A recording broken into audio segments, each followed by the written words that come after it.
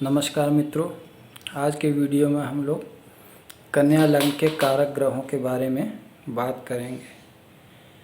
ठीक, तो ये इनके नियमों, लग्न के कारक और अकारक ग्रहों के क्या क्या नियम होते हैं, अर्थात ये किस आधार पे कारक और अकारक ग्रह होते हैं, ये मैंने मेष लग्न के कारक ग्रह वाले वीडियो में बताया हुआ है। तो अगर आप उसकी विस्तार से देखना चाहते हैं तो आप वहाँ उस वीडियो को देख सकते हैं, उसका मैं लिंक डिस्क्रिप्शन में दे दूँगा। अगर आप विस्तार से जानना चाहते हैं तो उसको वहाँ से देख सकते हैं। और वो नियम वो सब लग्नों पे वही लगता है, इसलिए मैं उसको बार बार रिपीट नहीं करता हूँ। लेकिन इसके क्या नाम है, कन्या लग्न के कारक ग्रहों के बारे में समझ लेते हैं कि ये क्या कौन कौन से होते हैं। तो देखिए, कन्या लग्न में जो होता है, सूर्य होता है 12वें भाव का स्वामी होता है। ठीक, तो हम लोग जानते हैं कि 12वें भाव का जो स्वामी होता है वो तटस्थ होता है, अर्थात न्यूट्रल होता है। तो इसलिए ये लग्न का कारक ग्रह बनेगा कि अकारक ग्रह बनेगा, शुभ होगा कि खराब होगा, जातक को कैसा फल देगा, ये उसकी स्थिति पे निर्भर करता है, अर्थात और उसके बल पे निर्भर करता है कि अर्थात ये जो सूर्य होगा कन्या लग्न में, ये अपनी स्थिति अगर अच्छे भावों में स्थित है, अर्थात केंद्र में स्थित है, त्रिकोण में स्थित है, और ये बली है, अंश बल अच्छा है और पाप ग्रहों के प्रभाव में नहीं है, तो ये अच्छा फल करेगा। और अगर ये इसके विपरीत खराब भाव में स्थित हो जाता है, 6, 8, 12 में स्थित हो जाए और कमज़ोर हो, पाप ग्रहों की ज़्यादा वो दृष्टि में हो, पाप ग्रहों से ज़्यादा वो प्रभाव में हो, तो ये खराब फल करेगा। ठीक है, तो इसलिए सूर्य जो है कन्या लग्न में तटस्थ रहता है, अपनी अर्थात अपनी स्थिति और अपने बल के हिसाब से अच्छा खराब फल करता है। इसके बाद जो चंद्र है, चंद्र जो है इसमें 11वें भाव का स्वामी है। ठीक, 11वें भाव का स्वामी हम लोग जानते हैं कि वो अच्छा ग्रह नहीं होता है, पापी होता है, अर्थात ये वो अच्छा फल नहीं करता है, जन्मपति का अकारक ग्रह होता है। तो इसलिए क्या नाम है कि जन्मपत्री कन्या लग्न में चंद्र जो होगा वो अच्छा फल नहीं करेगा। लेकिन हम लोग जानते हैं कि चंद्र जो है एक नैसर्गिक रूप से शुभ ग्रह है, और इसलिए और ये यहाँ क्या नाम है 11वें भाव का भी स्वामी हो रहा है। तो ये इसलिए क्योंकि ये आय का भाव है, तो इसलिए अगर बली होगा, अगर चंद्र बली होगा, वैसे भी इसमें अकारक ग्रह है, लेकिन अगर बली होगा तो ये धन के लिए अच्छा हो। और अगर धनदायक ग्रहों से संपर्क करे, अगर जन्मपत्री के और जो धनदायक ग्रह हैं उनके साथ संबंध करेगा संपर्क से, तो ये धनदायक हो जाएगा, अर्थात जन्मपत्री में ये धनदायक होगा। और धन वो संपर्क करेगा तो धनदायक ग्रहों से संबंध करेगा तो ये धनदायक होगा।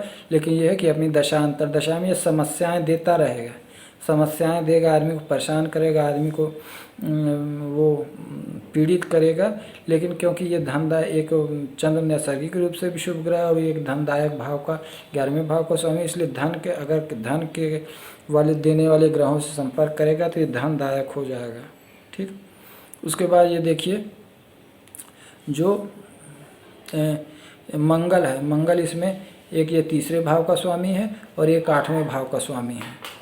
ठीक, तो मंगल इसमें ये जो है बहुत ही पापी ग्रह, बहुत ही अकारक ग्रह है, इसलिए क्योंकि दो खराब भावों का स्वामी, एक 3रे भाव का स्वामी है, एक 8वें भाव, ये दोनों भाव बहुत ही खराब है।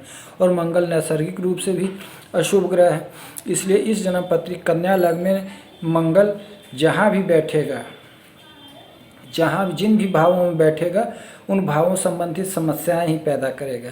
और जिन भी ग्रहों के साथ बैठेगा, जिन ग्रहों के साथ युति करेगा, जिन ग्रहों पे अपना प्रभाव डालेगा, उनको एकदम बेकार कर देगा, उनका फल, उनका शुभत्व एकदम बेकार कर देगा। और अपनी महादशा अंतरदशा में भी, अपनी महादशा और अंतरदशा भी अगर कन्या लग्न के जातक की आ गई तो समझ लीजिए बहुत ही खराब फल करेगा।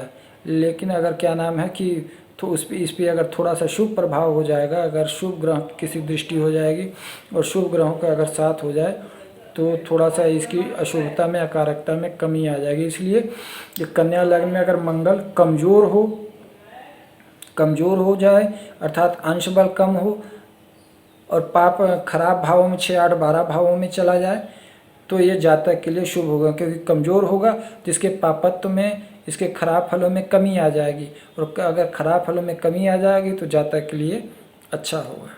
ठीक, उसके बाद हाँ, अगर क्या नाम है, मंगल जो है दशम भाव में बैठ जाए, इस जन्म पत्री में, कन्या लग्न की जन्म पत्री में मंगल दशम भाव में अगर इस भाव में बैठ जाएगा तब ये है कि उतना खराब फल नहीं देगा।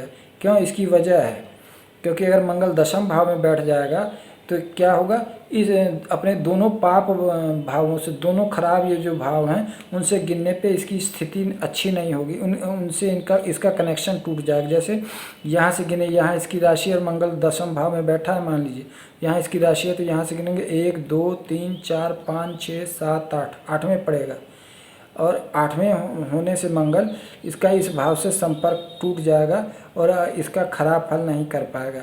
और अगर यहाँ बैठ जाएगा, यहाँ बैठा है मंगल, तो ऐसी स्थिति में इसका इस राशि से भी संपर्क टूट जाएगा, क्योंकि इससे ये 1, 2, 3 तीसरे होता है।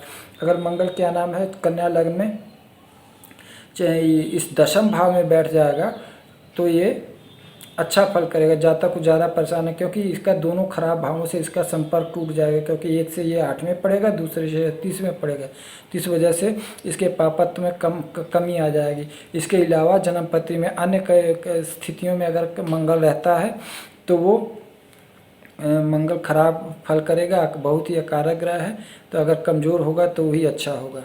हाँ, यहाँ एक बात ये ध्यान देना चाहिए कि कोई ग्रह अगर चाहे कितना भी खराब हो चाहे अच्छा हो, अगर अपनी राशि में बैठा है और अपनी उच्च राशि में बैठा है तो वो अच्छा फल करता है।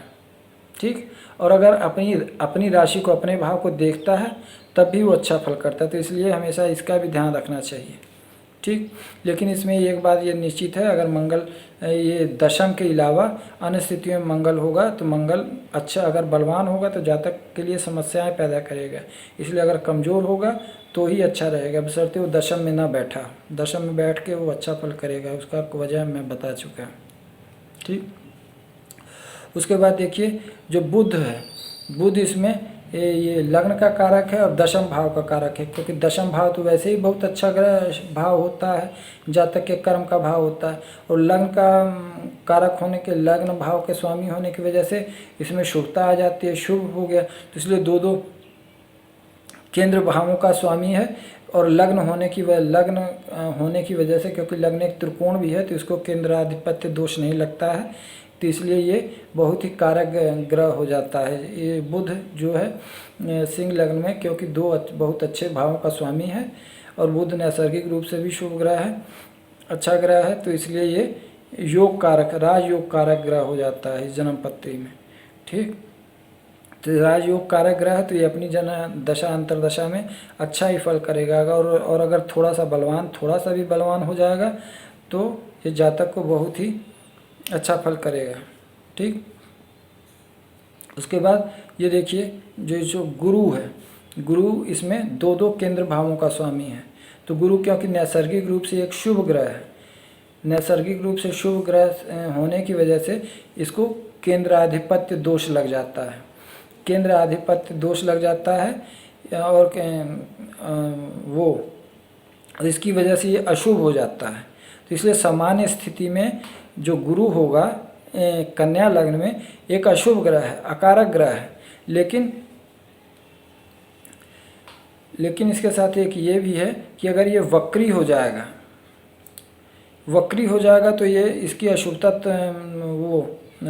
तब वक्री हो जाएगा तो ये शुभ ग्रह हो जाएगा, क्योंकि हम जानते हैं कि अगर किसी ग्रह को केंद्र आधिपत्य दोष लगा हो और वो वक्री हो जाए तो वो शुभ हो जाता है। और इसके साथ साथ ये भी होता है कि अगर कोई ग्रह अपनी राशि में है, स्वराशि में है और या अपनी नीच राशि में है तो वो वक्री होके वो अच्छा ग्रह बन जाता है। इसके विपरीत अगर कोई ग्रह वो अपनी उच्च राशि में हो और वक्री हो जाए तो वो ग्रह अच्छा ग्रह नहीं रहता, शुभ ग्रह नहीं रहता, वो उल्टे परिणाम देता है। इसलिए ये भी ध्यान रखना चाहिए कि अगर वैसे तो सामान्य रूप से कन्या लग्न में वो गुरु जो है उस पर केंद्र आधिपत्य दोष लग जाता है, इसलिए यह अशुभ ग्रह है, लेकिन अगर वक्री हो जाएगा तो ये अच्छा फल देगा। ठीक, उसके बाद देखिए शुक्र जो है, शुक्र इसमें एक तो वो 9वें भाव का स्वामी है और दूसरे भाव का स्वामी है। क्योंकि ये दूसरे भाव का स्वामी होने से ये तटस्थ होता है, अर्थात न्यूट्रल रहता है, और 9वें भाव का स्वामी होने से ये बहुत ही वो भाग्यदायक ग्रह बन जाता है। और ये भाग्य का भाव है, ये धन का भाव है। और गुरु शुक्र जो है नैसर्गिक रूप से भी वो ग्रह है, अच्छा ग्रह है, शुभ ग्रह है, भोग और ऐश्वर्य देने वाला ग्रह है। तो इसलिए शुक्र जो है कन्या लग्न में बहुत ही शुभ ग्रह हो जाता है। इसलिए इतना शुभ ग्रह होने से अगर ये थोड़ा सा भी बलवान हो जाएगा तो जातक को बहुत ही सुख, सौभाग्य और समृद्धि देने वाला ग्रह साबित हो सकता है।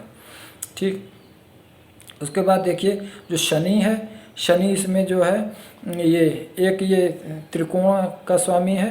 त्रिकोण का स्वामी से होने की वजह से ये शुभ तो हुआ, लेकिन इसका ये जो अगला राशि है दूसरी राशि है, छठे भाव में पड़ गई, छठे भाव में पड़ गई। और क्या नाम है कि ये जो है शनि क्योंकि इसकी छठे भाव में मूल त्रिकोण की राशि इसके छठे भाव में पड़ रही है, तो इसलिए ये अपनी दशा अंतरदशा में ज़्यादातर छठे भाव का ही फल देगा। ठीक है, छठे भाव का छठे भाव का फल देगा और उसमें उतनी अशुभता नहीं देगा, कुछ हमेशा अशुभ फल ही देता रहेगा। ठीक, तो ये बात हमेशा ध्यान रखनी चाहिए। इसके बाद ये है, तो ये इस सब से हम समझते हैं कि ये जो है जो ये मंगल है इस कन्या लग्न में अकारक ग्रह है, तो इसका ये कमज़ोर होना ही अच्छा है। ठीक, उसके बाद ये है वो बुध और शुक्र कन्या लग्न में बहुत ही अच्छे ग्रह हैं। ये दोनों ग्रह अपनी दशा अंतरदशा में हमेशा जातक को आगे ले जाने के प्रयास करेंगे। अपनी जातक महादशा अंतरदशा में जातक को सुख सुविधा और सौभाग्य देने का प्रयास करेंगे। अगर ये जन्म पत्री में थोड़े से भी बलवान हो जाएंगे तो ये जातक को बहुत ही अच्छा फल देंगे। यहाँ ये इस कन्या लग्न में इतने अच्छे ग्रह हैं, इतने शुभ ग्रह हैं कि अगर ये 6, 8, 12 भाव में भी बैठ जाएं तो जातक को खराब फल नहीं देते हैं, बल्कि वो हमेशा यह है कि बहुत शुभ नहीं रहेंगे लेकिन खराब फल नहीं देते हैं। तो इसलिए हमेशा इस कन्या लग्न में हमेशा ये ध्यान रखना चाहिए कि कल्याण लग्न का फलादेश करते समय कारक और अकारक ग्रहों का ध्यान रखना चाहिए। आशा करता हूँ कि ये वीडियो आपको अच्छा लगा होगा। अगर अच्छा लगा कृपया हमारे वीडियो को लाइक कीजिए, चैनल को सब्सक्राइब कीजिए, और अगर आप हमसे कांटेक्ट करना चाहते हैं तो इस मोबाइल नंबर से हमसे कांटेक्ट कर सकते हैं। धन्यवाद।